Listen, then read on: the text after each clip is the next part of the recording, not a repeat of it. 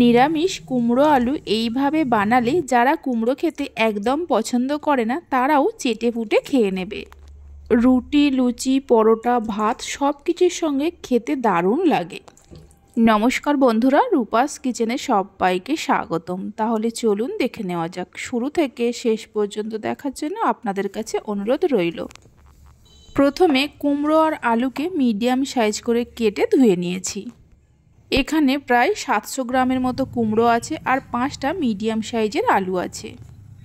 এবার গ্যাসের ওপর একটা কড়া বসিয়ে কড়ার মধ্যে দিয়ে দেব 4 চামচের মতো সাদা তেল।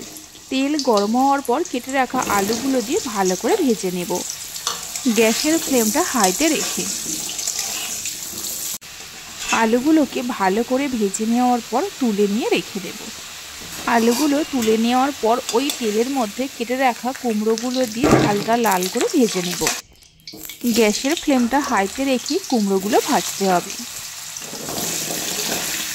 কুমড়োগুলোকে লাল লাল করে ভেজে নেওয়ার পর তুলে নিয়ে রেখে দেব। ওই কড়াতে দিয়ে দেব আরও 1 চামচের মতো সাদা তেল। তেলের পরিমাণটা আপনারা চাইলে বাড়িয়ে কমিয়ে নিতে পারেন। তেলের মধ্যে দিয়ে দেব 3টে গোটা শুকনো লঙ্কা, 2টো তেজপাতাকে 2 টুকরো করে নিয়ে দিয়ে দেব আর অল্প করে কালো জিরে দিয়ে দেব।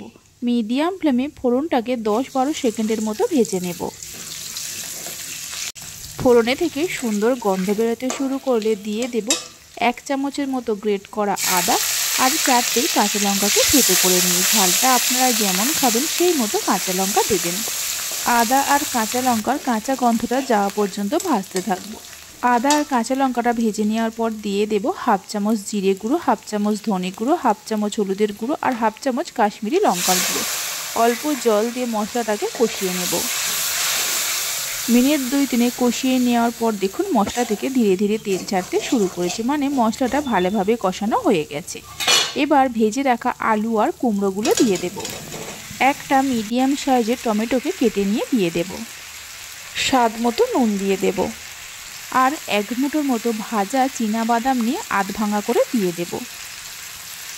মিডিয়াম ফ্লেমে সব কিছুকে মিনিট 2-3 সময় ধরে কষিয়ে নিতে হবে।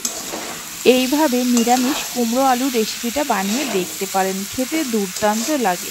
বাড়িতে বানালে খেয়ে কেমন লাগলো অবশ্যই আমাকে কমেন্ট করে জানাবেন। মিনিট 2-3 কষিয়ে নেওয়ার পর দিয়ে দেব পরিমাণ মতো জল। জল খুব বেশি দেওয়ার প্রয়োজন নেই, কারণ আলু আর কুমড়ো ভাজতে ভাজতেই হাফ সেদ্ধ হয়ে গেছে। জলটা দেওয়ার পর কুমড়ো আলুর সঙ্গে খুব ভালো করে মিশিয়ে নেব। একটা বাতাসা নিয়ে দিয়ে দেব, বাতাসার পরিবর্তে চিনিও দিতে পারেন। এবার গ্যাসের ফ্লেমটা একদম লোতে করে ঢাকা দিয়ে কিছুক্ষণ রান্না করে নিতে হবে।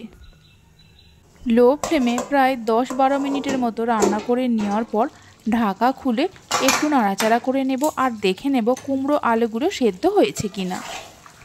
দেখুন কুমড়ো আলুগুলো খুব সুন্দরভাবে সেদ্ধ হয়ে গেছে। এর থেকে যদি বেশি সেদ্ধ হয়ে যায় তাহলে খেতে খুব একটা ভালো লাগবে না।